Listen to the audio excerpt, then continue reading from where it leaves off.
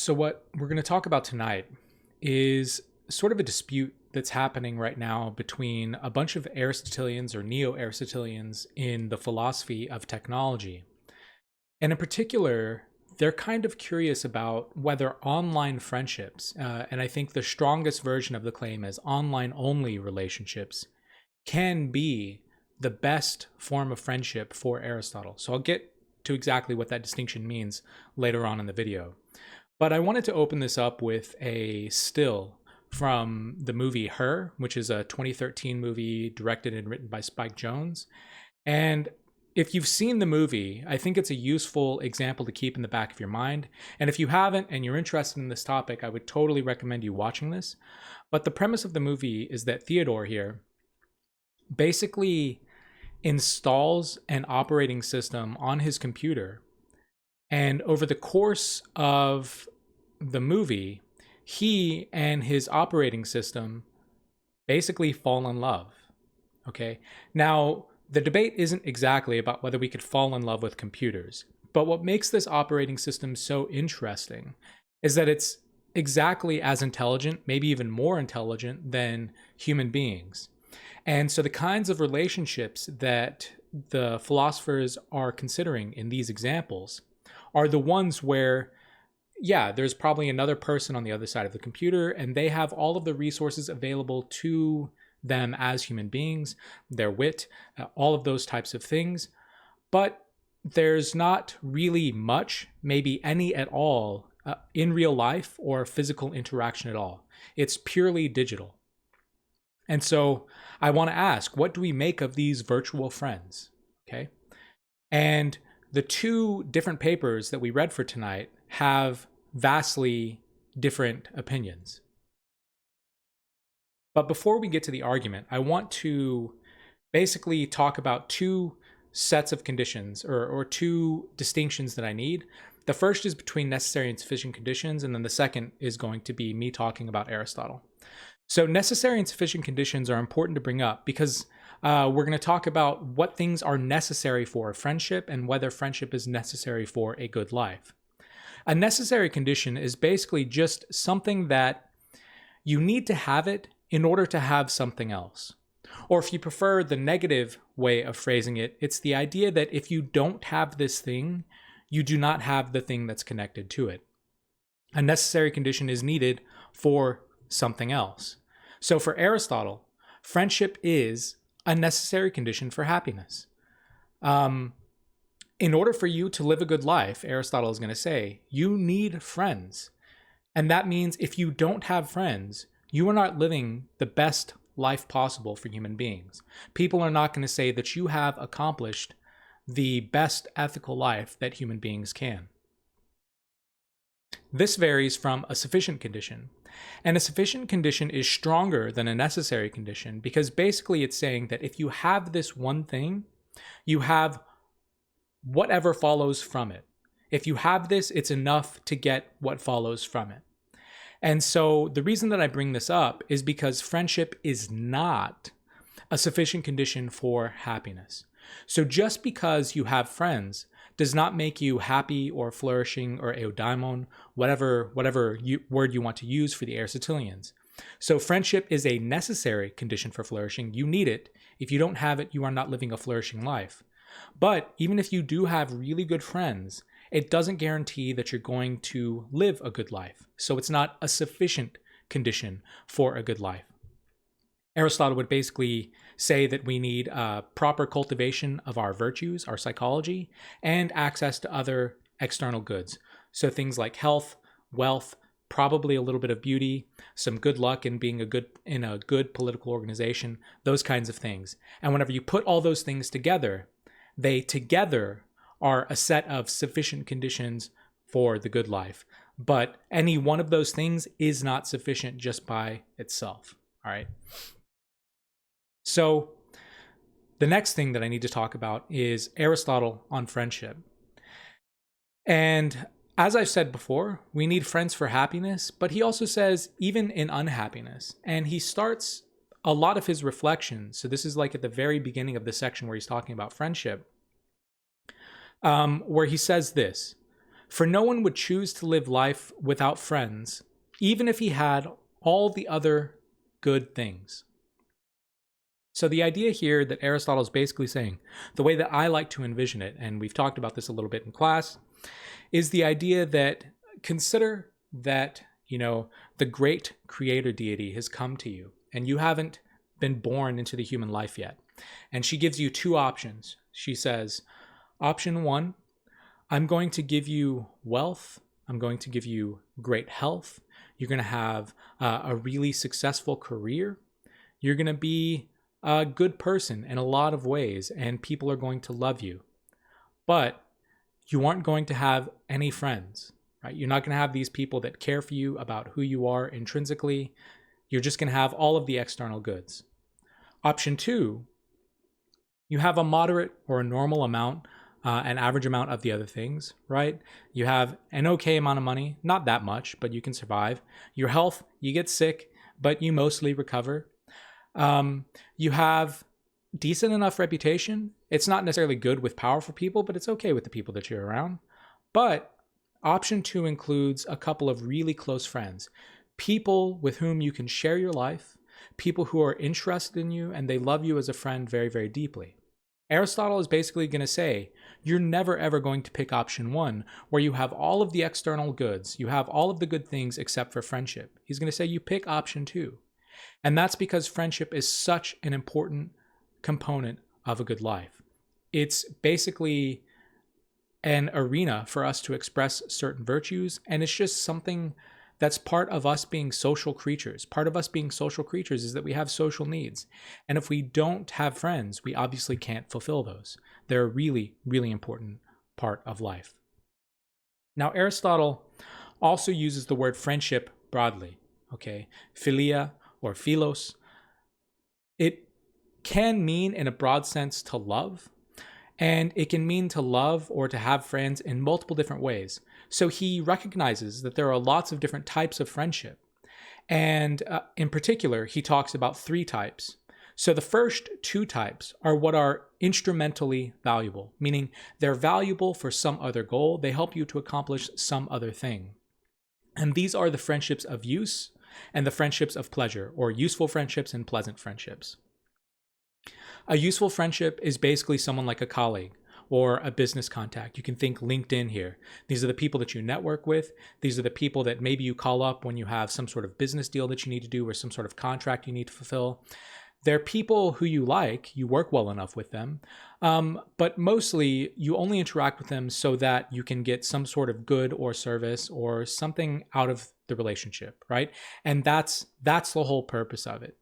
The friends of pleasure are basically the friends that you call whenever you want to hang out. So whether you want to go dancing in the club, whether you want to go to some sort of schlocky movie fest, go to a concert, whatever it is that you like to do to have fun, you call this set of friends whenever you want to have that fun. And your relationship is entirely based on the pleasure of the interactions and what y'all do together. So these are instrumentally valuable types of friendship because they help you to achieve something like practical use or enjoying yourself. And those are really important things. So Aristotle is going to say these are totally friendships. They're legit. There's a lot of them. They're pretty easy to form and they're important in life. But they're not the most valuable. There still is an intrinsically valuable type of friendship, which is the virtuous friendship or the excellent friendship. Both are translating the same Greek word. And the virtuous friendship is intrinsically valuable, meaning it is valuable in and of itself. You might get something useful out of it, like your virtuous or excellent friend. They might be really handy with, plumbing or programming or something like that. They might even be really fun to be around. So maybe they're a great dancer and they're a really fantastic party host. But, and this is something that Alexis Elder stresses, the value of the friendship is not exhausted by the useful or the pleasant things. Rather, there's something more to the friendship than that. And in particular, there's a lot of different types of qualities that I need to emphasize here. First, excellent friends love each other for their own good and for their own virtue. So one of the really, really core components of having a virtuous friendship is that you love the other person for who they are, and you're interested in them becoming the best person that they can. You care about them, and you want them to be the best version of themselves, and they want that same thing for you. You don't just care about what you're getting out of it. You don't just care about how you feel whenever you're around this person. You're interested in who they are in and of themselves, and you want to be a part of their life and a part of their development. And this is a really, really important component. Another thing, and I don't know that this is absolutely necessary. Aristotle very often does not talk in terms of this absolutely has to be the case, especially in ethics, because there are a lot of exceptions, especially depending on who you are and what culture you're in. But he's going to say, for the most part, these friendships are between equals, okay? And I say in a lot of different ways, in station, affection, intention, values, and goals. So the ones that are really, really important, are probably everything except for station. So very good, virtuous friends, they feel good about their friends. They like them quite a lot. They have as an intention that they want the friendship to flourish. They want the other person to flourish, and they want this to be something that helps them to become better versions of themselves. And you want to have the same sorts of values and goals in life, right?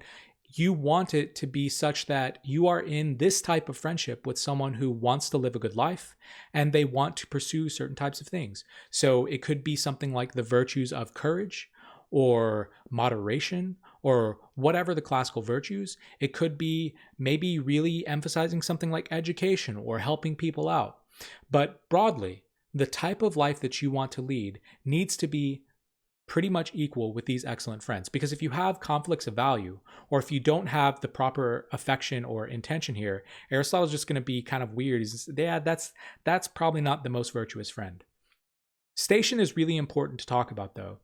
Aristotle talks a lot about basically how power and wealth might influence a friendship. So you could imagine the ways in which if you are a, entry-level employee at a corporation and you befriend the CEO, maybe you can form some sort of friendship. But there's a way in which the money that the CEO is making and the power that they hold over you, they can fire you for pretty much anything at any time.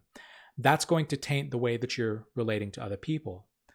Another interesting one is maybe the relationship between parents and children. So parents have a lot of responsibility to their children, especially whenever they're young. So I don't know how it would hold between adult children and their adult parents, obviously, but especially whenever there's an age and a maturity gap, that's something that can really affect things as well. So Aristotle is going to say, generally speaking, you want equality basically across the board, and that is going to be a basis for virtuous friendship. Whereas, it wouldn't necessarily be the case for someone having a useful or a pleasant friendship. That just matters like what they can do for you and what you can do for them, and how much fun or how much pleasure you're getting from the interactions, right? But in virtue, it's a little bit different. This third aspect is really, really important. And this is going to be something that a little bit Fröding and Peterson are going to talk about, but especially Elder is going to talk about. Virtuous friends really like to share their lives, okay? He says that there's basically one thing that you can look out for that often is a very good test and indication for friendship, and that is whether friends live with one another. Okay? If you like to spend lots of time with another person and you can do lots of different things. So I've been fortunate to have really, really fantastic roommates, and they became very, very close friends. And there's a lot to be said about sharing a life with another person. And what's really, really important to emphasize here isn't just that you're sharing physical proximity. That's not what Aristotle means. What he's especially concerned with here is the life of language and mind. So whenever you share ideas with different people and the kinds of things that you can do. So as I said, a lot of my close roommates that turned into really good friends, we would just talk about our days. But we wouldn't just talk about our days. We would talk about how the days fit into our lives. Was it a good day or a bad day? What frustrated me? Why does stuff get on my nerves? How does this frustrate or help me with my goals? Or maybe we talk about our values. I really want for example, when I was in grad school, to finish my PhD, but finishing a PhD was really, really tough and stressful. And so often we had to have conversations about what that meant and how we can accomplish those goals without giving up a lot of other stuff like friend life and family life and all sorts of other things. But it's that shared life that's really, really important here. And this is going to be, I think, the crux of the argument between Fröding and Peterson on the one hand and Elder on the other.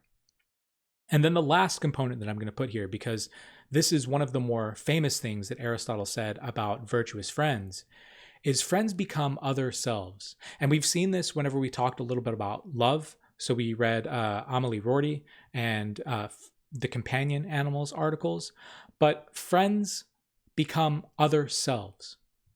And what this basically means is that you're interested in them because they're a part of you. So this is what Frankfurt called identification. When they're happy, you're happy. When they're frustrated, you're frustrated. Some, maybe many of their goals and values become your goals and values. They are basically another self. And there's also something really important here that Aristotle specifically observes. He says, look, whenever you become really good friends with people and you share the same values, there's also a way in which your friends come to know you, maybe even better than you know yourself. And whenever you're observing your friend, because you know that your friend has the same types of values as you and reacts in the same types of ways, you can observe them much easier than you can observe yourself, right? Because they're another person. But by observing them, you can learn a lot about yourself through observing them. So this aspect of the other self is really, really important. You love them like they're an aspect of yourself, and that, like, hopefully you love yourself. In fact, he talks quite strongly about how you need to love yourself in order to love a friend. And you're just interested in them becoming as good as possible. Now, all of this stuff sets the bar relatively high. Aristotle knew this. He knew that virtuous friendships were rare and that they were tough to cultivate. They take time. As opposed to useful and pleasant friendships, they form very, very quickly, but they also end very, very quickly, depending on whether you're getting the use or the pleasure out of it, right? But the virtuous friendships, they take time. And once you've taken the time to cultivate this and share a life with another person, it's going to be really hard to undo that work. But despite the rarity, despite all the work that it takes to do these things, virtuous friendships are things that we need. We're social animals, and there's a lot of things in life that we just can't do by ourselves. And for that, we need friends in both good times. They're there to celebrate with us, but especially the bad times. They can really help us get through things or endure in ways that other goods can't. Okay. So now we can kind of get to the debate. This is Barbro Fröding and Martin Peterson. I think Fröding was a student under Peterson for a while, and so they wrote this paper together called Why Virtual Friendship is No Genuine Friendship. And the basic thesis is basically the idea that virtuous friendships are friendships, right? They are something that count as a friendship, but they are not the most valuable kind. So crucial here is to make the distinction between three things: virtual friendship, traditional friendship, and genuine friendship. So virtual friendship here means a friendship that is primarily online with very few and maybe no in real life physical contact or anything like that, right? It's only something that happens online or through digital means or social media or whatever else it is. This is opposed to a traditional friendship, which is something that might have online interactions, but it also has a lot of substantive real life interactions. It's the kind of friendship that Aristotle would have recognized, right? He never even thought about social media or the internet, but he would have known the traditional friendship. And whenever they say genuine friendship, basically what they mean is the friendship of virtue or the friendship of excellence, that third top tier type of friendship. That's kind of what's going on here. And what Fröding and Peterson are going to say is that virtual friendships cannot be that top tier genuine type of friendship. It's just not going to happen. All right. So how do they basically arrive at this? Well, they spend a little bit of time talking about friendship, first of all, but I think I've covered most of the important parts. And then they basically focus on three necessary conditions for virtuous friendships or genuine friendships in their terminology. All right. And one of these necessary conditions is that it needs to be between two adult human beings that are roughly equals and they mutually recognize one another. So, what that means is that they both recognize that they're in a friendship. It's not just that one person is deluded or hopeful or anything like that. No one's deceptive. And they're roughly equal and they're two adult human beings. It's not like a really young child and a really old person or something like that. Roughly equal, mutually recognized two adult human beings. For the sake of the argument, they grant that virtual friendships can have these qualities. It makes sense. People online could be adult human beings, they could be roughly equals, and they could recognize that they have some sort of friendship with one another. But where they start to push back is in the next two necessary conditions, and one is spending time together. And so Fröding and Peterson are really going to emphasize this aspect of a shared life or spending time together, and especially theoria. So basically, what's really, really important about virtuous friendship is that you spend a lot of time thinking with one another and evaluating things, basically sharing how you perceive the world. And what they're going to say is that in virtual friendships, there's a few challenges. And in particular, one of the biggest challenges is that online friendships allow for self-censorship, and they also have a limited range of discussion. So what they mean here is that in online relationships, people basically self-censor. They don't necessarily talk about the bad aspects of their lives, or they might even play up certain good things about their life, such that you don't really get the full picture of what's going on in the time spent together. But the second component is even more important for this particular point, which is that Fröding and Peterson are going to say that there's a limited range of options that people online typically deal with. All right. So whenever you have a friendship with someone in real life, and Aristotle is going to say this, he's going to affirm this. Aristotle, in fact, says, friends aren't really friends until they've eaten salt together. So until you've gone through some real stuff with your friends, you basically aren't going to know how your friend interacts. You're going to see your friend in lots of different things. So whenever I've had like one of my best friends, he has been with me basically through college, through some really serious relationship stuff. He's like helped me through grad school, like just helping me to stay focused, all that kind of stuff, right? Shout out Thomas. And what's really important about those in real life, the IRL interactions, is that you have people who are there with you and they see how you react to lots of different things. Online, that's just not going to happen. You don't face as wide a spectrum of things, and you don't see kind of how people are impromptu dealing with things. Fröding and Peterson are going to say because of that, because more likely than not, the friendships allow a little bit of self-censorship and they limit the range of discussion or things that you face, this is going to lead to something that's not going to basically be a representative component of spending time together. By spending time together, that means spending time together in pretty much all conditions and getting to know lots of different aspects of the person.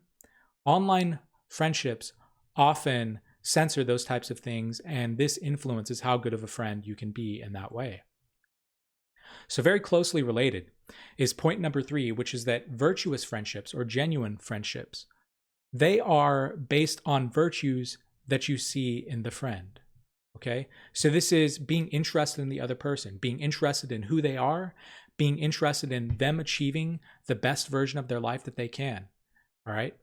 But what Fröding and Peterson are going to say is that online friendships basically seem to be dishonest, or they have limited information in what they're doing. All right. So in online friendships, it's really, really easy to deceive the other person. This is something that Fröding and Peterson bring up pretty continually. And if it's not just outright deception, so I am a towering 5'5" or 5'6", depending on the day, I could say that I'm 6 foot tall, right? That's a really easy thing to say and deceive someone about. But maybe I could deceive someone about my career.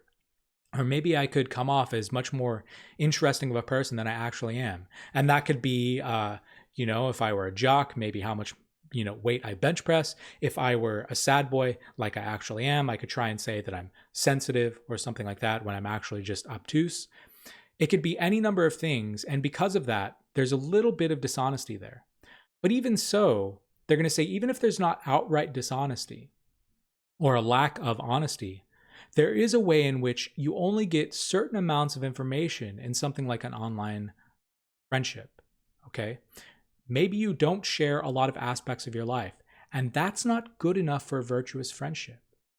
Okay? It's not good enough. If you want to be virtuous or excellent friends with another person, you have to basically know what's going on in most aspects of their lives, because that's going to influence how you understand them, how you can give them advice, how you see yourself in them, right? All of those aspects require lots of information.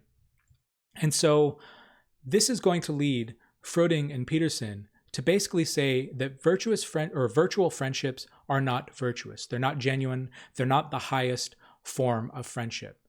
They're friendships, okay? They're friendships in the same ways that we might have useful friends or we might have pleasant friends, but they're not friends in the way that Aristotle said that we need the deep, virtuous, excellent types of friends. Alexis Elder, who's written a lot on this topic, and I really, really enjoy this article because it's just not only philosophically rigorous, she does a really fantastic job of constructing an argument and considering counter arguments, but I think she's also just a very lucid and tightly organized writer. And I think this is a really good example of the way in which she argues here. But in her article, Excellent Online Friendships, what her thesis is that online friendships can be excellent because they involve thought and values. So she's going to basically say the same sorts of things that Aristotle is going to say. Like I said, this is sort of an internal disagreement between Aristotelians in considering whether digital friendships or virtual friendships can be genuine, virtuous types of friendships. I could have also added in Shannon Valor. She's also a very interesting virtue ethicist who's working on these same types of topics. But yes, Elder is going to say online friendships can be excellent. Now, they're going to face the same sorts of challenges that any excellent friendship faces, and that means they're going to be rare and they're going to be really tough to sort of figure out and to develop. That applies no matter what the excellent friendship. But she's going to say online friendships in particular, they stand just as good a chance as any as becoming a good or an excellent friendship. Now, there's a variety of ways we could potentially interpret this paper, and this is a good example of how you might strengthen or weaken your own thesis depending on how defensible you want your ideas to be. And I think that there's, first of all, a concern for what is the extent of the online interaction, okay? So this could go from traditional friendship, which basically means maybe no online interaction, to a little bit of it. This could, on the other side, be online-only interactions. And depending on how much you want to put in there, that's going to make it more or less defensible or much more difficult to defend. Of course, you can have virtuous traditional friends, but the really big prize here in this debate is to say that online-only friendships could be the virtuous type of friendship. The second way in which you can either strengthen or weaken the thesis, depending on how you defend it, is to think of the context of the friendship. And so, meaning, is it the case that all of your friendships are online only, right? You only have virtual or digital friends? Or is it the case that you also have traditional friends as well, right? Because it's going to be way more defensible for someone to say, yeah, I have a really good online friend, but I also have friends in real life who help me out with other types of things.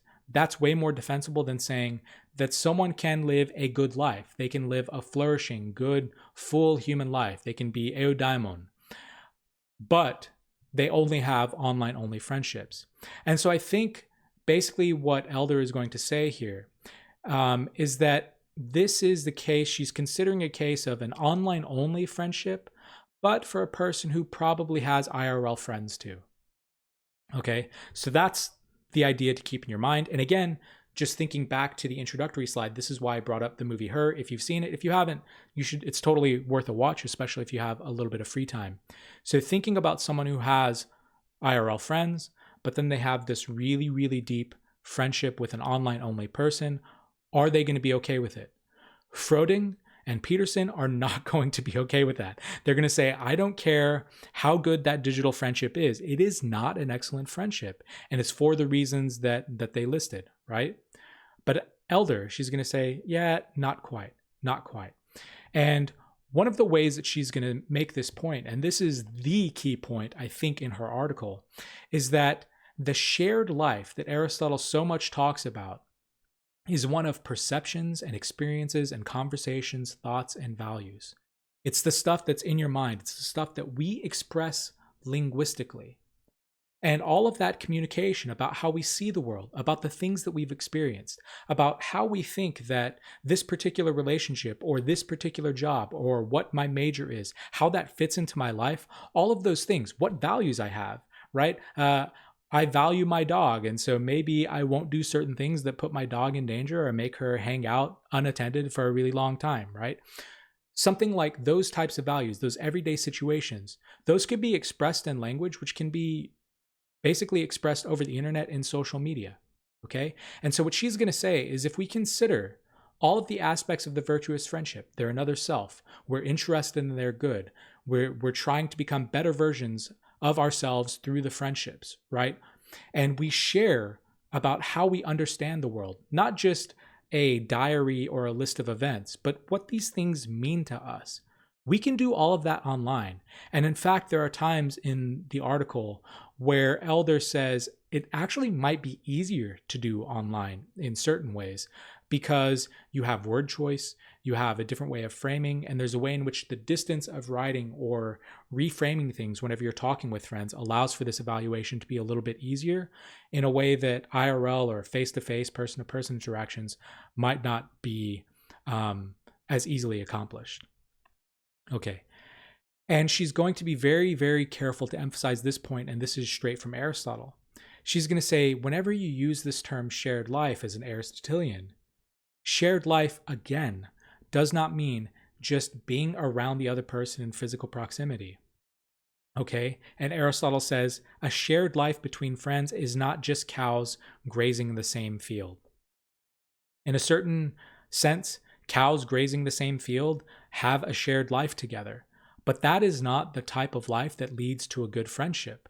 Rather, it's important to have this linguistic stuff, the stuff that's in the thoughts, our values, and the way that we perceive and understand the world. That's the key component here. Okay. And maybe I'll just try to emphasize this. Because this is the key component, there's a shared life. She's going to say, look, I just don't know why you would say that online only friendships are not able to accomplish all of those things that we thought about a virtuous friendship, right? You can be interested in your online friends' good and their own life. You can report things and you can ask them lots of questions and have lots of deep and telling conversations about how your life is going and what's going on, right? You can experience a range of emotions with another human being. So she brings up the example of online gaming. And if you are a gamer, or if you know other gamers, you know that people who game don't just game whenever they're happy. They game when they're sad, they game when they're stressed, or whatever else. You can run the full gamut, basically, of trying to understand how a person's life is going by something through an online friendship, social media, gaming, all those types of things. And it doesn't just have to be text-based. Now we have lots of things like video, whether it's streaming or whether it's FaceTime, whatever else it is, you can have lots of detailed interactions. And she's going to say, look, I've read Aristotle. I see all of the difficult things that it takes to become a virtuous friendship, but I don't understand how any of that is closed off to someone who just has an online only friendship. Okay. That's her thesis. That's her main argument. But that's only a very small part of the paper. The rest of the paper, she spends a lot of time basically talking about objections that she no doubt has faced whenever she's given this argument. She's shopped this paper around a lot of places and a lot of different arguments. And so I'm going to talk roughly about the 6 different objections that she entertains in this particular argument. Okay. So the first objection is basically that social media is public and that friendship depends on intimacy and it depends on the ability to confide secrets. Okay. So part of us having a particular life and having certain aspects, like I don't tell my grandma, abuela, whenever I call her up and she tells me about making beans and tortillas or whatever else, life in small town New Mexico, I don't tell her about all the stuff that I go out doing with my friends, right? I love my grandma. I try to call her very often, but there's a way in which certain aspects of myself are only shared with very, very close friends.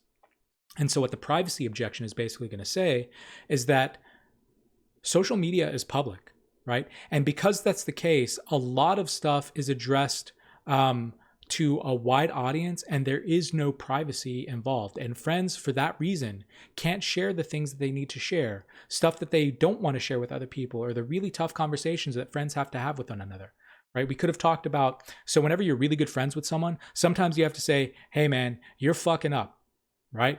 And I've had to have these conversations with people. Maybe they're in a questionable relationship. Maybe they're in a job that makes them miserable. Maybe they're just not taking care of themselves in the ways that they should be taking care of themselves. You have to have these conversations with people. Those typically, though, are not done in public. At least I wouldn't advise that ever. This is when you take your friend aside, maybe you buy them food, buy them drinks, whatever else it is. That privacy seems to be really, really important. So what Elder says in response to this is that, look, we have DMing, right? We can direct message people. There is privacy involved in that.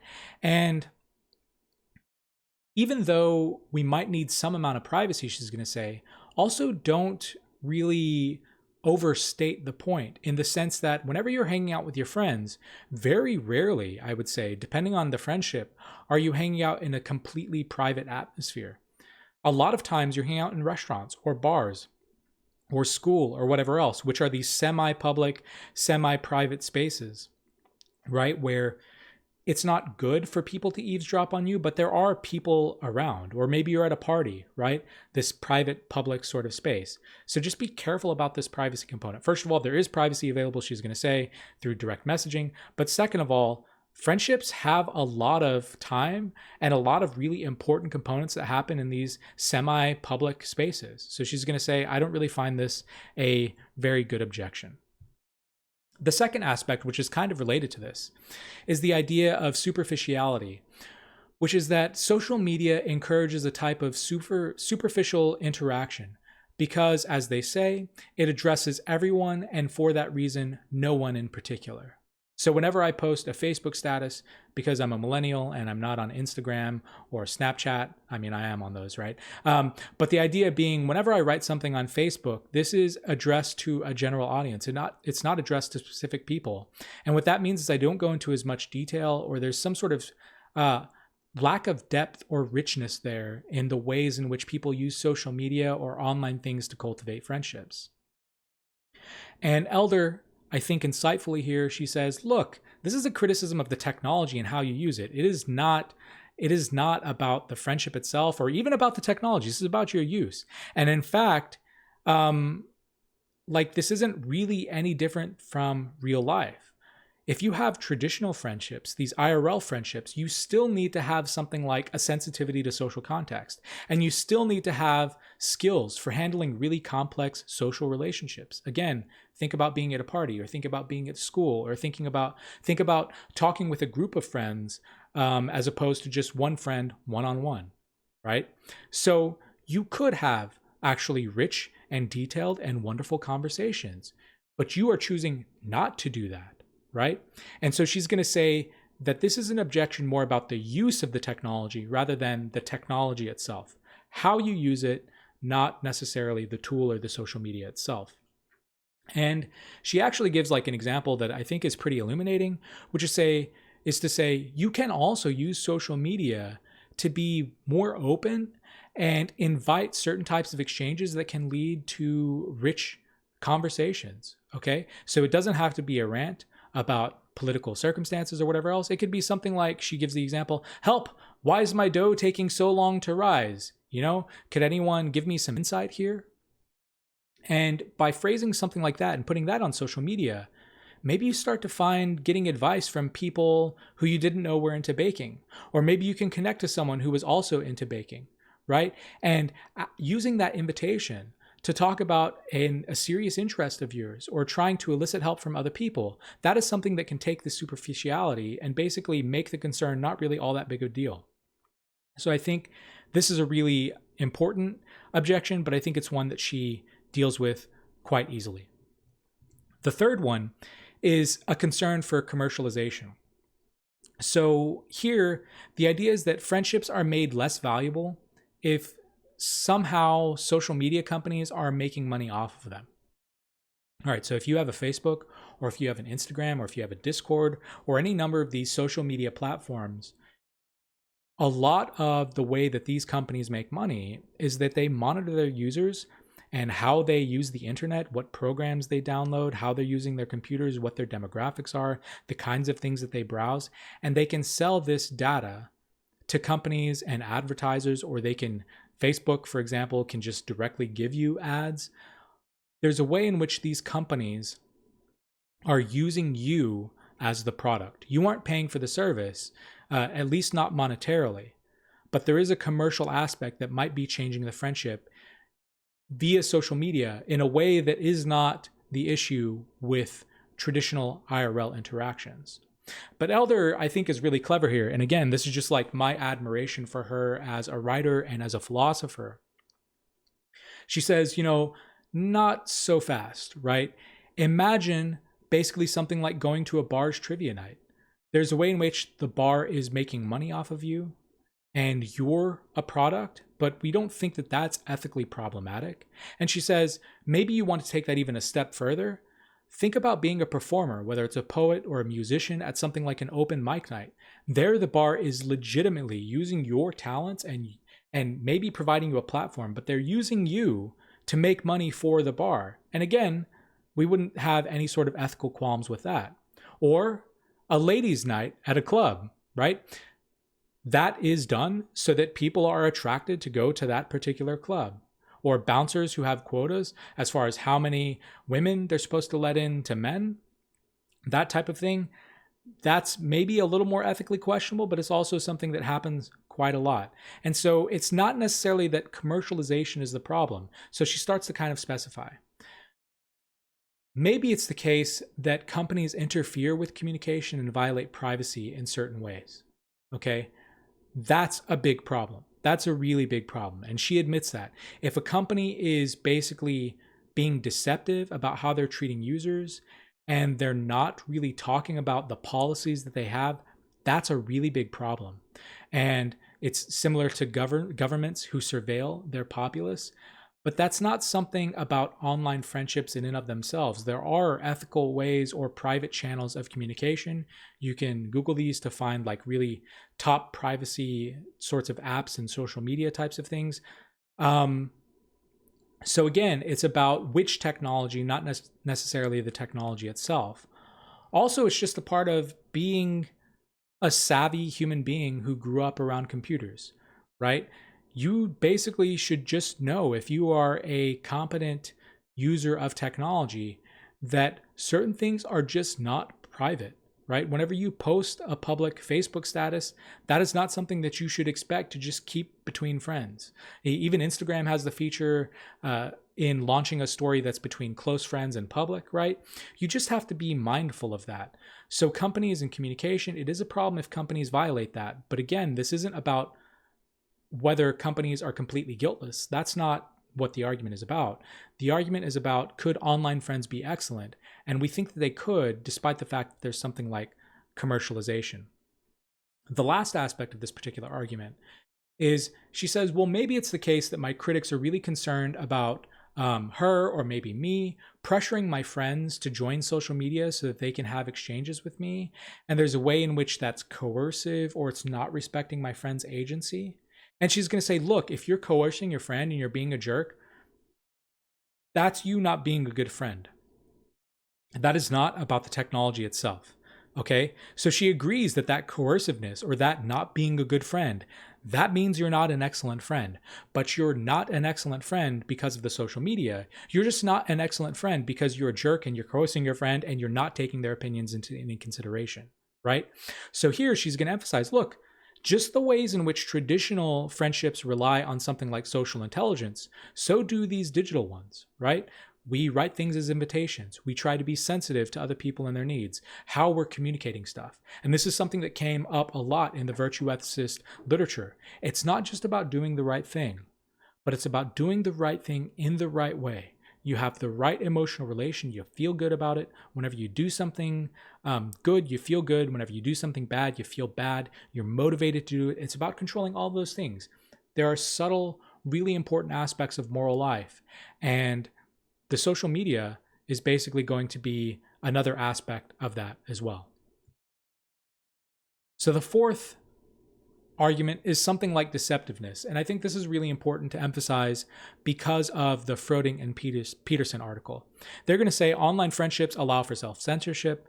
They basically don't allow people to experience a gamut of different things. Elder is basically just going to say, okay, fine, online-only relationships could have something like deception, but look, if you're worried about trust, that same sort of thing happens in face-to-face IRL friendships as well. Think about con men, right? The ways in which they have schemes that really deceive people. You can think about all the ways that we can put on false pretenses that you don't really know. So one of my friends used to call them the 30,000 heirs. He lived in Dallas. He himself was a businessman. And he would talk about these guys that he knew for certain made way less money than him, that he was like just infuriated with. But they would wear really nice watches, they would drive really nice cars, and they would go to clubs and spend stupid amounts of money. And just because they were trying to deceive people about how well off they were, but he knew enough about them to know that that wasn't the case. So the IRL stuff, it's just as potentially deceptive or dishonest as the online stuff. All right. Now, what's kind of interesting here is that Elder is going to say, I know that there could be differences here. So she's going to concede maybe it is easier to deceive someone online than it is in real life. But again, this is going to depend on what social media platform. Text only, much easier, right? Instagram or something like that, a little bit harder, but still pretty easy because like models retouch their photos, or rappers will lease out cars and use prop cash, that kind of stuff. But she's going to say what's important here is that it's a difference in degree and not in kind. And she's going to make an even more intense point here, which basically is that some online relationships actually circumvent a lot of the problems of deception and credibility because you don't have things like facial expressions, you don't have things like tone of voice and appearance to judge someone off of. So if you're only interacting with someone in text, for example, you can tell pretty quickly how intelligent they are. You can tell pretty quickly what their values are. You can tell a lot of different things. You can see whether their stories hold up, whether it's bullshit or not that they're selling you. And there's ways in which in real life, like I could have worn a shirt with a tie, I could have talked in a certain way, and those types of things would lead you to believe me, not because I'm credible, but just because of the everyday stuff. In some online arenas, that's just not an issue. And so it might be the case so that some online relationships actually are less deceptive than IRL stuff. But again, she's going to emphasize we still need good judgment. We still need all of those really important skills that we develop in real life. And that's going to hold for online friendships just as much as traditional ones.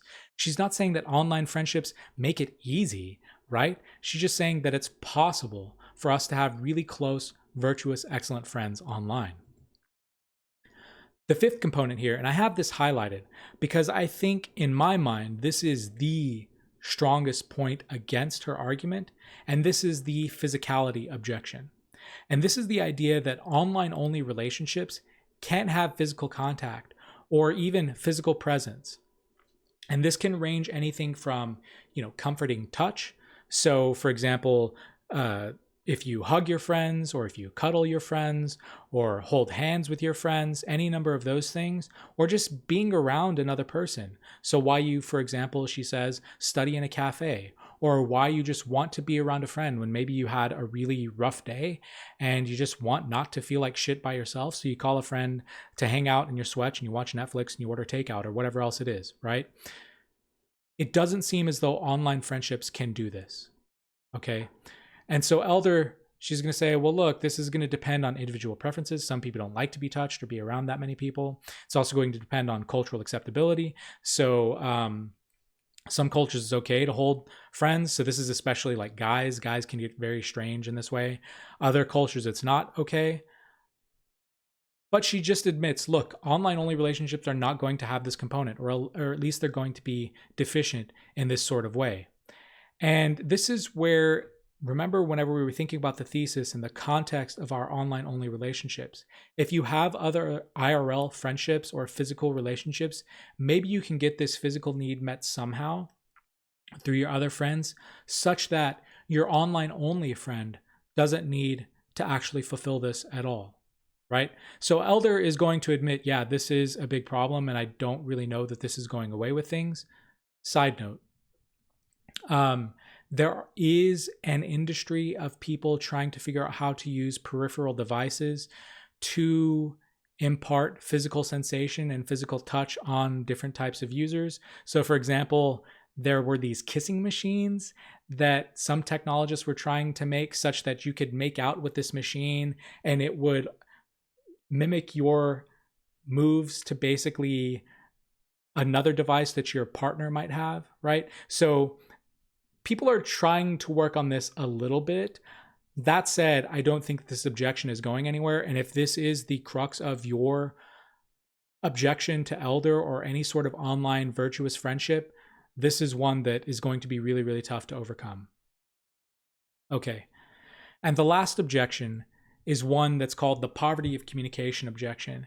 And basically, this is just the idea that online communication makes it harder to share really intimate, detailed feelings or thoughts or aspects of the shared life. And maybe it can be that you can't share certain things online, just like the medium itself is limited. Or maybe just like whenever you share things online, it doesn't compare at all to actually experiencing the same thing at the same time. So for example, I have one of my buddies from grad school. We would go to hardcore shows a lot. And maybe we could have seen the same hardcore show. So for example, I was just texting him the other night about this set that we saw with the Acacia Strain. And it was a really, really intense, crazy set. And maybe we could have seen the same set on the tour, just in different cities, and talked about it in that way. But maybe there's something that we're missing by not experiencing the same thing at the same time in the same way, right? So this is kind of like, this is another potentially really strong objection. Shannon Valor, so this is the other Aristotelian that I was talking about that writes a lot on these topics. She tries to make a distinction between what she calls sharing life, which is the shared life thing that Aristotle is talking about, and sharing about life. So just talking about the things that you do as opposed to experiencing them together. So Elder here, again, she's being very sophisticated and very subtle.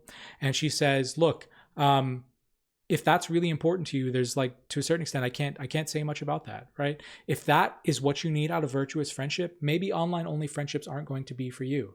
But there are other people that this could be an excellent friendship for. So consider something like gaming, right? And depending on the type of game, it can be stressful. It can do all sorts of interesting things. It can be something that has an instance that you experience the same exact thing in the same exact way, right? It's just like having one of these unique experiences together, simultaneously experiencing the same things, talking about it, right? There are ways in which social media, gaming, digital stuff allows you to do this sort of thing. And she's also going to say, look, you aren't just a reporter. It's that aspect of you're not just listing what you did. So there's an episode of The Office where Pam has to like list off all of the things that Michael Scott is doing instead of working, right? That's not what you're doing in good use of social media. What you're also doing is saying how you thought about it. What was it like? So whenever I was a Fulbright in Germany, there was a lot of cultural experiences that I did. And I started a blog for my friends and family back home to read. And I didn't just list the things that I did, but I kind of like said, how did I feel about this? What did this teach me about me? What did this teach me about other cultures? Those types of things. And that's kind of what you can do in this sort of aspect. So there's a way in which maybe, again, the written communication, the digital media allows a little bit of mediation, a little bit of distance, a little bit of time that actually allows you to share all of these important aspects of the shared life, the life of thought, the life of values, the life of how you're perceiving and experiencing the world. Maybe it is the case then that online friendships can do this type of thing.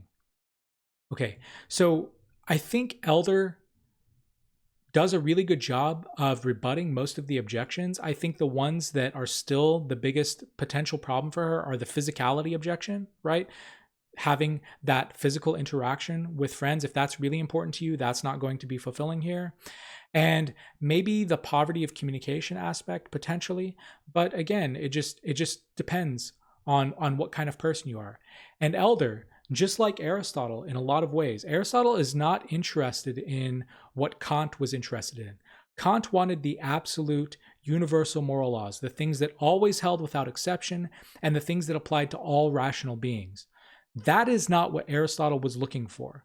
He was looking for general aspects that helped us to become better people, that helped us to achieve our version of the good life, to look around and see what was humanly possible and how we can achieve that life. And that's going to depend on who we are and what we have to work with, right? All Elder technically needs for her thesis to go through is that there is at least one instance of someone who has an online-only friendship in the context of their life, and that online-only friendship checks off all of the necessary conditions for a virtuous friendship, right? Is it possible for you to have an online-only friendship where you're interested in each other as other selves, and whenever you learn about them, you learn about yourself, where you're sharing thoughts and values and experiences, all those types of things, where you're interested in becoming the best version of, or you want them to become the best version of themselves, and you're working to try and do those types of things. If you can do all of those things, Elder basically is saying, that's why I'm saying that social media can lead to these types of things. She's also going to be really honest in a lot of ways. So I didn't put this on the slides, but I might as well add it. She's going to say, look, genuine, virtuous, excellent friendships, they are not easy to accomplish. And there's a way in which bad people can really mess up your life and have a bad influence in your life. They offer unstable friendships, they have a corrupting influence, and that can happen just as easily online. So you could be a bully, you could be a certain type of terrorist, you could be an unethical hacker, and those things might bring you closer in a certain way because you're sharing certain activities together, but that will not make you a good friend or a sort of excellent friend. She says, obviously, I'm not talking about those cases, but what I am talking about are the cases where I can look at all of these types of things. So Aristotle says, even about the IRL traditional types of friendships, they're really rare to become virtuous and excellent. That's going to be the same thing online. So if we look online and we see that most online friendships are not virtuous friendships, big deal, right? That's the same thing with the traditional friendships. But it's possible that people who use social media correctly, who have certain types of hobbies and interests, who have certain types of temperaments, they are going to be able to form these types of virtuous friendships. All right. So just to conclude from all of this, I think there's some interesting insights that different philosophers have basically said. And Fröding and Peterson, I think, are very right to emphasize that you should mind your expectations of social media. Okay?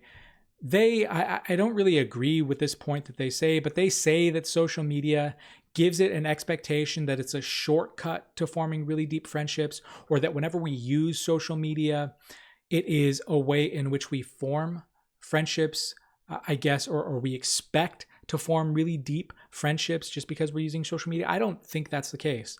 And in fact, I polled a lot of my friends to kind of like make sure that I wasn't making this up. Some of my friends do have this expectation, but a lot of my friends realize that it's just going to depend on the circumstances, right? That said, there is something really important here in what they're saying. Beware of what you're using and what you're trying to get out of social media. So they really like the idea of LinkedIn. LinkedIn very clearly is a business type of organization. You are there to have connections with other people and to further your career. That's what that social media thing is about. And because the expectation is completely transparent and easily accomplishable via social media, they're going to say, yeah, that's completely okay. Friendships of use, totally okay as far as online friendships. I think that's right. But if you're looking for virtuous friendships, they're going to say, they're going to say not to do the social media thing at all. I think Elder also very astutely, and one of the reasons that I really like her writing on this particular topic is, to me, it's very clear that she understands social media and gaming and those types of things, which is kind of what she's talking about here.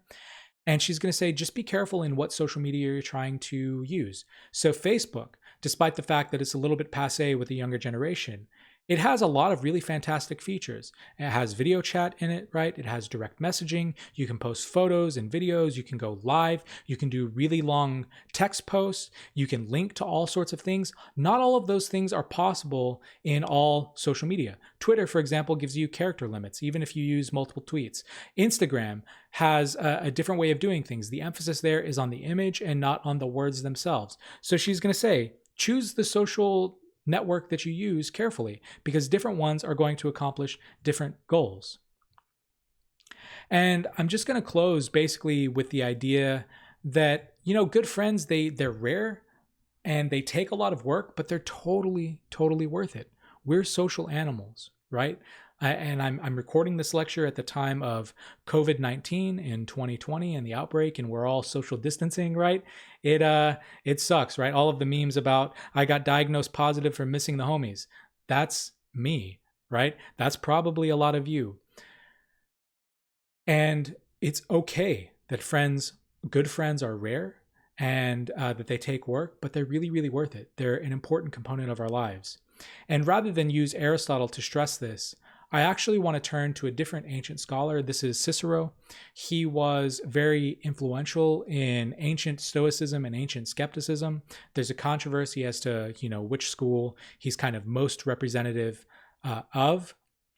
But he has a very, very famous long work called De Amicitia, which is all about friendship. I would totally recommend reading this. You can find it for free online. In fact, I'll link it down in the description. But I want to read a relatively long passage because I think he kind of hits the nail on the head with this. In the first place, how can there be a life worth living, as Ennius puts it, unless it rests upon the mutual love of friends? What could be finer than to have someone to whom you may speak freely as to yourself? How could you derive true joy from good fortune if you did not have someone who would rejoice in your happiness as much as you yourself? And it would be very hard to bear misfortune in the absence of anyone who would take your suffering even harder than you. Finally, the other things on which we set our hearts have each of them a strictly limited utility. Money, that we may spend it. Power, that we may acquire a following. Honors, that we may gain praise. Pleasure, that we may enjoy it. Health, that we may be free of pain and make full use of our physical endowments. Friendship, on the other hand, brings with it many advantages. Wherever you turn, it is at your side. There is no place not open to it. It is never untimely, never in the way. In short, not even water and fire, as the saying goes, are as universally essential to us as friendship. And I am now speaking of the friendships of everyday folk or of ordinary people, although even these are a source of pleasure and profit, but of true and perfect friendship, the kind that was possessed by those few men who have gained names for themselves as friends. For, when fortune smiles on us, friendship adds a luster to that smile. When she frowns, friendship absorbs her part and share of that frown, and thus makes it easier to bear. So what I really, really like about that Cicero quote, not just that it's beautiful, is that he takes the time to compare it to all of the other goods in life. What good is money if you can't spend it? What good is power if you can't amass a following? What good is pleasure if you don't actually enjoy it? Whereas if someone asks, what good is friendship? There's just like a way in which that question doesn't really make sense. Like, friendship is incredible in every single aspect of life. If you're feeling good, you have someone to celebrate with. If you're feeling like shit, you have someone to help you out and to at least, you aren't so lonely whenever you're doing these things, right? And so friends are more valuable than any other good in life. And it's an aspect of being a human being that's really, really important. And so whenever we're thinking about online relationships and online friendships, We have to take this into consideration. We need friends as human beings in order to live a good life, according to Aristotle. And now, especially with the isolation that we're sort of feeling currently right now, but also just the ways in which technology is leading to certain things, we need to start to ask whether it is the case that the online only friendships can be evaluated by these old ideas, or whether we need new ideas, right? Or just trying to figure out how it is that we're going to find the ways in which we hold online only friendships or social media friendships and how they help our lives. There's no doubt in my mind that social media and online stuff has allowed me to sustain and keep friendships that I would have lost in a lot of different ways. But the real question here is whether there are online only friendships, people that you meet only online, or maybe you very, very rarely meet online, whether that can fulfill you in the ways that Aristotle is really concerned with in these types of arguments. So I just want to thank you for your time. And again, go watch her if you want an interesting thought experiment to sort of think about with these things. And I hope that you've enjoyed your friendships, and I hope that you take this as an invitation to call your homies. Say what's up, call your grandma. I'm sure she misses you. Just reach out to loved ones, and because friends are just a really, really important component of our lives. So thank you for your attention. Have a good night.